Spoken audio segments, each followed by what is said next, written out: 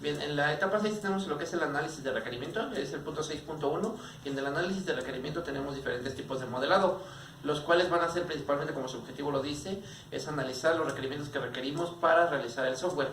Como por ejemplo, tenemos el modelado de datos, modelado de flujo, modelado de clases, y cada uno de estos puntos se tiene que ir desarrollando conforme a nuestro proyecto.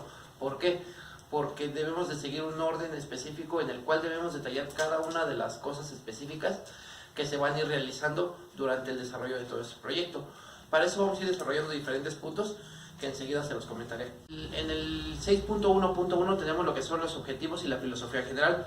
Esto se refiere a no contestar la pregunta de cómo, sino qué es lo que va a hacer el usuario, cómo va a interactuar con el software que se ha estado desarrollando. Principalmente tenemos que tener en cuenta cómo lo va a usar, para qué lo va a usar y cuáles van a ser sus fines de ese. O sea, no podemos hacer un software para un usuario que no lo va a saber ocupar. Por ejemplo, si nos están requiriendo el sistema para un cibercafé o para un negocio personal, tiene que ser tal cual nos lo pide el usuario o el cliente. No va a ser exactamente que tengamos que desarrollar fórmulas matemáticas o que el usuario tenga que interactuar más de lo que está establecido ahí. También tenemos lo que son las reglas de práctica de análisis, el cual ya lo habíamos visto en el capítulo 5 anteriormente, y esto se refiere más que nada a todo lo que debemos de realizar en el análisis, como frecuentemente lo veníamos haciendo con las retroalimentaciones. Pero en este caso va a ser basada en los modelos que ya vamos estableciendo poco a poco durante todo el desarrollo con el equipo que vamos haciendo. Y también tenemos lo que son los análisis generales, por llamarlo así. En los análisis generales tenemos otra vez que retomar el capítulo 5 que ya habíamos estudiado para observar toda la ingeniería de software que lleva detrás y concentrarnos nuevamente en los, valga la redundancia, volver a hacer un análisis de todo lo que llevamos para identificar errores, correcciones o todo lo que se tenga que relatar. De modelado de requerimientos, o también llamado análisis estructurado, en el cual no podemos revolver las dos partes, sino que cada una es una entidad distinta, por lo cual tenemos que hacer, por ejemplo, como dice, el modelado y los requerimientos. Cada modelado tiene sus especificaciones y cada requerimiento tiene sus especificaciones. Durante todo el proyecto se van desarrollando estos análisis. ¿Por qué se dice estructurado? Porque, como valga la redundancia, se dice de manera estructural. ¿Qué quiere decir esto? Cada análisis que se vaya haciendo de un requerimiento tiene que ir en orden y específicamente. Claramente podemos retroalimentar cualquiera de los dos casos, pero siempre va a ser por entidades separadas. Hay que recordar muy bien eso, entidades separadas. Bien, tenemos también lo que es el modelado basado en escenarios, el cual más que nada, para hacerlo brevemente, se refiere a la satisfacción que tiene el cliente con nuestro sistema a través de todo el desarrollo que ya se hizo. Dentro de él tenemos diferentes puntos, como por ejemplo el escenario es todo aquello donde se va a desenvolver el proyecto o el software que estamos realizando.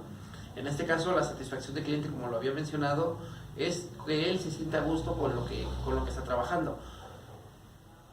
En escenarios, como lo había mencionado, también tenemos lo que es la creación de casos de uso preliminares y también tenemos lo que es la modificación, pero empecemos por la creación. La creación de un caso de uso preliminar es más que nada establecer antes cómo es que se va a comportar el sistema o el usuario con cada una de las interacciones que tenemos. Eso es principalmente lo que es la creación, pero también tenemos que hacer una mejora o modificación de los casos de uso. Por ejemplo, si ya tenemos establecido que el usuario va a interactuar de esta forma, va a realizar estas actividades o las otras, debemos también tener en cuenta que puede haber cambios. Entonces es lo que tenemos que hacer con la mejora de los casos de uso. También tenemos lo que son los casos de uso preliminares, que es su creación de casos de uso preliminares. En este caso mencionamos que es todas aquellas actividades que puede que estén o puede que no en nuestro software o las actividades que va a realizar el usuario, como en este caso es nuestro cliente. También tenemos que tener en cuenta que pueden estar disponibles a mejoras o a cambios. Para esto se tiene que hacer un modelado en el cual vamos a especificar las actividades que tienen o las que se pueden realizar. También obviamente va a haber actualizaciones, como les mencionaba antes. A pesar de todo esto, también tenemos lo que es una creación de caso de uso formal.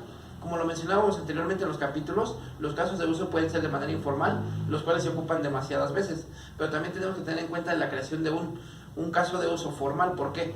Porque debemos de ya especificar qué es lo que se va a hacer, cómo se va a hacer y cómo va a ser la interacción que tiene el cliente, o en este caso el usuario final, con nuestro sistema. Vamos a hablar acerca del punto 6.3, el cual es el diagrama UML. Este no es nada más que la representación gráfica del funcionamiento de un sistema. Esto nos explica de manera detallada cómo es que se va desarrollando o va desempeñando el proceso de un programa. Este explica detalladamente cada una de las funciones que realiza, así como cada uno de los procesos por el cual va pasando el desarrollo del programa. El diagrama UML tiene dos tipos de realización, el cual es el caso de uso y el diagrama de actividades. El caso de uso es una breve similitud con el diagrama de flujo, en el cual ocupa las mismas figuras para representar cada uno de los procesos, como son el rombo, como las líneas, las flechas, entre otras. Este se ocupa más que nada para expresar cada una de las funciones que desempeña dicho sistema, como son la toma de decisiones, cada proceso que se va realizando, así como el desempeño que va a tener dicho programa. Cuando se realiza un diagrama de actividades, este es lo mismo o casi similar a lo que es el caso de uso, solo que aquí se involucra más a los actores o cada persona que va a desempeñar dicho sistema, como puede ser, no sé, la persona que lo va a ocupar o el encargado de dicho sistema. Aquí se va a seguir cada uno de los procesos para ver qué funcionamiento o cómo se va desempeñando dicho sistema. Otro tema que es el 6.4, el cual habla acerca de los atributos o modelos que tiene cada uno de estos procesos. Aquí se habla del modelo de objeto en el cual se desempeñan o menciona cada una de las características del sistema, como son objetos que son un conjunto de información que encadena atributos, entre otras.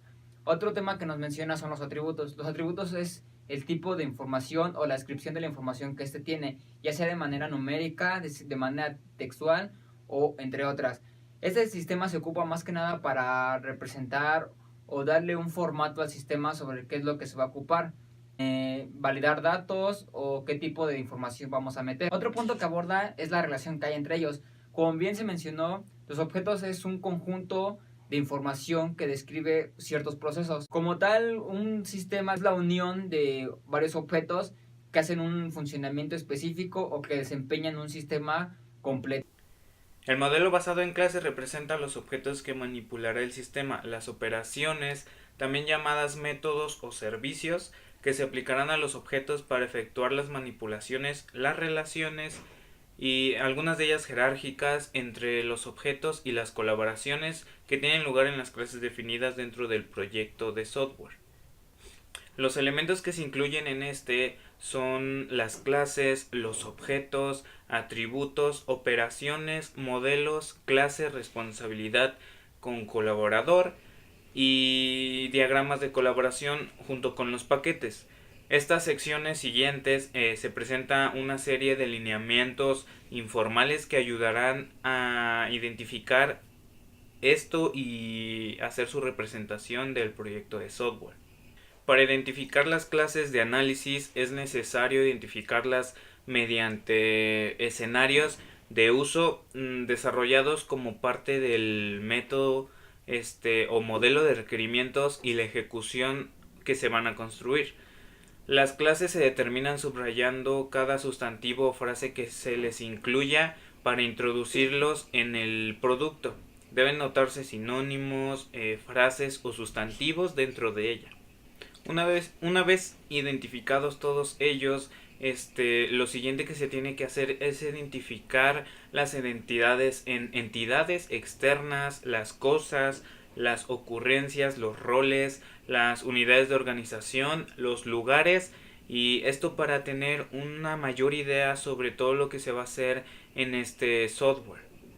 Una vez identificado todo esto, hay clases que se proponen llamadas potenciales, que son la clase potencial y la clasificación general. En la clase potencial va a estar el propietario, el sensor, el panel de control, toda la instalación del software, el password maestro, el evento que se va a conllevar cuando se termine de instalar todo eso. En este caso va a ser en un cibercafé.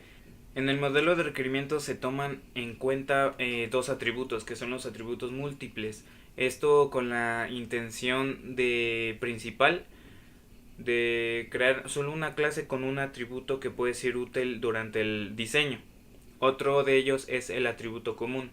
Esto se usa para la clase potencial, que se define un conjunto de atributos y se aplican estos a todas las instancias de la clase. También conlleva las operaciones comunes. Se define un conjunto de operaciones comunes para la clase potencial, que estas se aplican en todas las instancias de la clase. y los requerimientos esenciales. Esto se usa para las entidades externas que aparezcan en un espacio del problema y que se produzcan o consuman información esencial para la operación de cualquier solución durante todo este proyecto. El resultado final del modelo de requerimientos da entradas necesarias a todas las demás actividades del modelado que siguen después de este capítulo explicado por Pressman. Los escenarios también pueden ser descritos con el uso de diagramas de actividades, representación gráfica parecida a un diagrama de flujo que ilustra el flujo del procesamiento de nuestro sistema o software.